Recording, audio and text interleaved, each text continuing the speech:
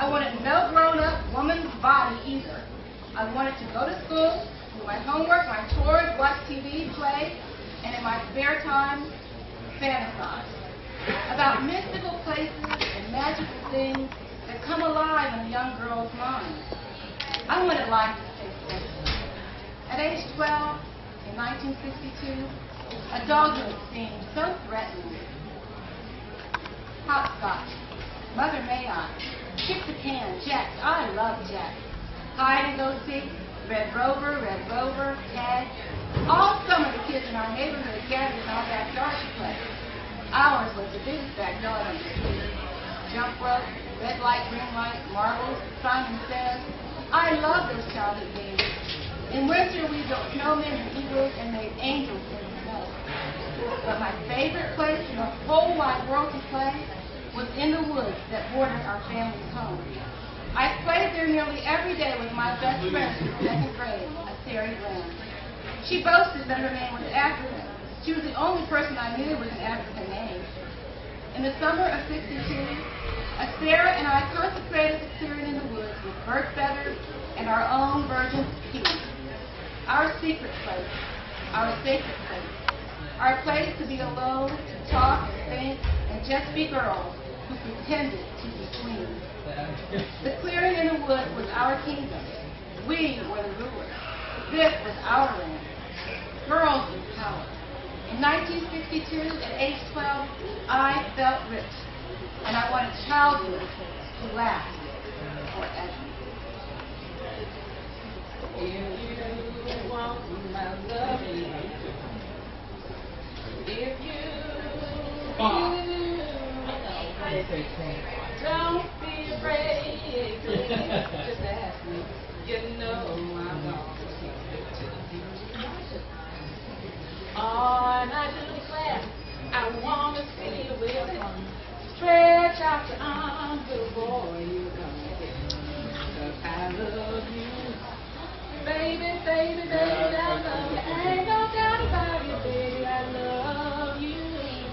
Baby, baby, baby, I love you, I love you, I love you. Well, at Matador Project, Aretha Franklin, hairbrush in hand, swaying in the mirror, 12 was music.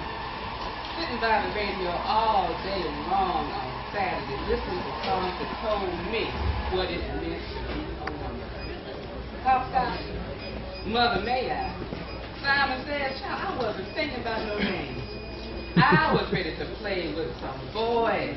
Yes, play hide and go seek with some boys. Forget about secrets.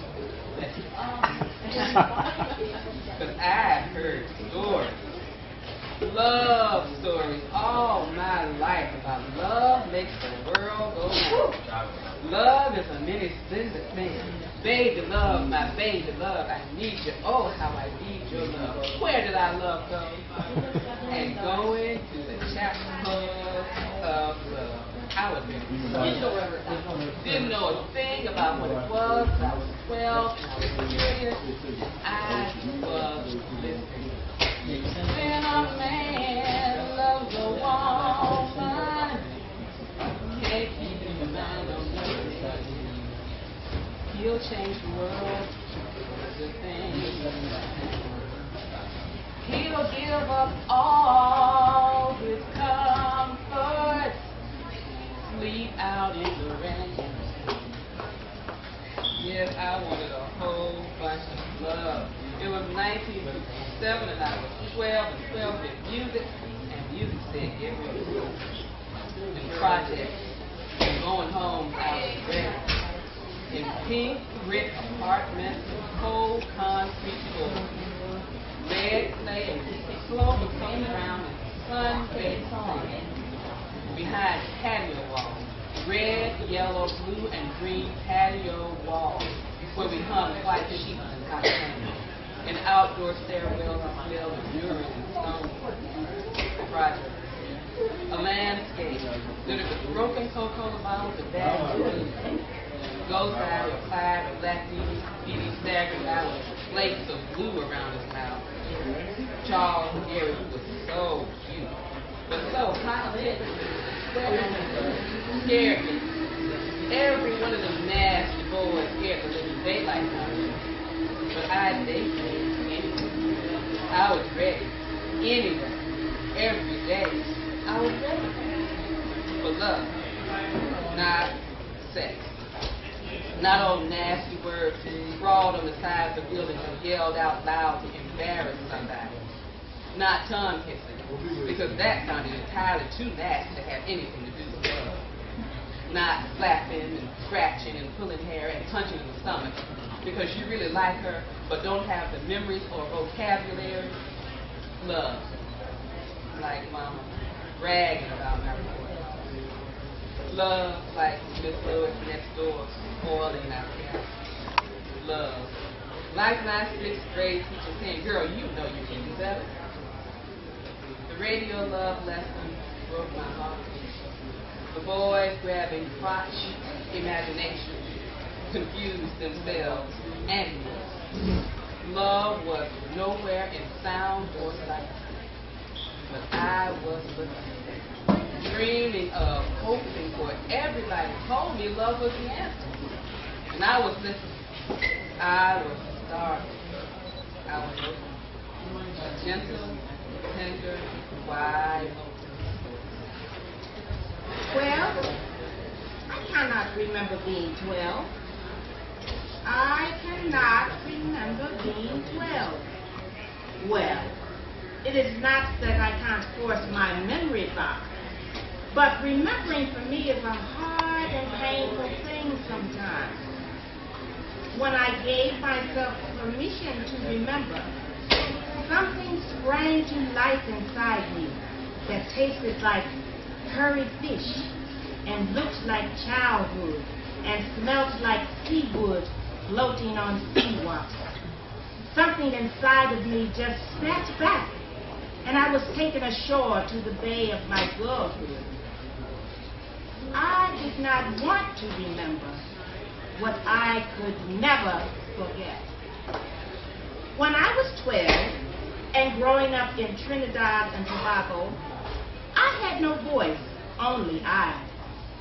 I kept my mouth shut and my eyes wide open. I could see and hear, but I could not feel. I did not want to feel the potpourri of confusion that contaminated my questioning 12-year-old mind. When I was 12, growing up with Grandma Sandrine on the cocoa estate in a small fishing village called Monson Park on the westerly coast of Trinidad, I had no voice, only eyes.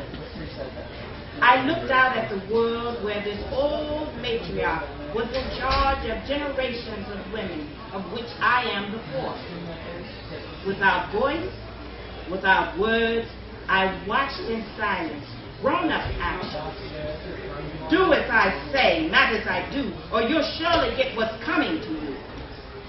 I watched as the women in my family faded into an oblivion of blue skies and blue-green seawater when I was 12.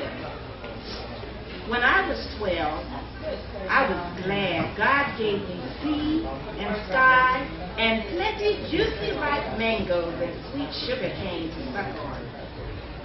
When I was 12, I wished for so much and got so little, but I survived.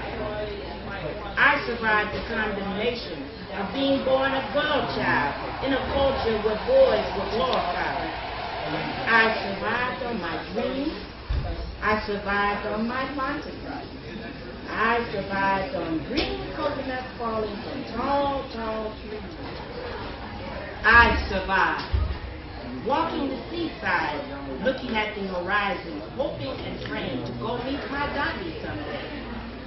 I survived roaming under the cocoa estate where my great-grandparents lived, a cozy cocoon of fruit-bearing trees, the smell of darkness and dead leaves, birds whistling and playing among tropical flowers, yellow cocoa pods ready to burst with brightness and scarlet red sweet like cherries, coffee beans, tangerines, oranges, grapefruit, and sweet, sweet sugar plums when I was 12. When I was 12, I fantasized about a different kind of life for thugs. No men, no rum, no swift blows. In my 12-year-old mind, I fantasized living in England or America with my daughter, whose face I could not remember. When I was 12, I survived. By the grace of God who cradled me with love, I survived. Look at me. I'm a woman. I survived. Carrie is my best friend since second grade. She's shorter than me, even though she's older by 1 year. She's light-skinned and has freckles. She's the only black person I know with freckles. She has curves already, where I'm just straight up and down. Sarah's teaching me to do yoga. Her daddy gave her a book about yoga positions, and Sarah's teaching me to do the lotus. It's hard. It's where you cross your legs and turn your feet upside down in your lap. I don't know how to do it yet, but I'm learning. I love learning. When I grow up, I want to be a teacher. Sometimes Sarah and me play pool on the attic steps in her house. Her daddy hung a blackboard on the wall going up the stairs. We take turns playing teacher, and sometimes, when I can talk them into it, my brothers will be the students. I love summers most of all. We ride our bikes all over the neighborhood and down to Bailey Park. We pick blackberries in secret patches and fish for minnows in the pond on the other side of the woods. We tie June bugs to strings and watch them fly in circles like airplanes. At night, we catch lightning bugs and close them tight in mason jars until their lights grow dim, and then we let them go.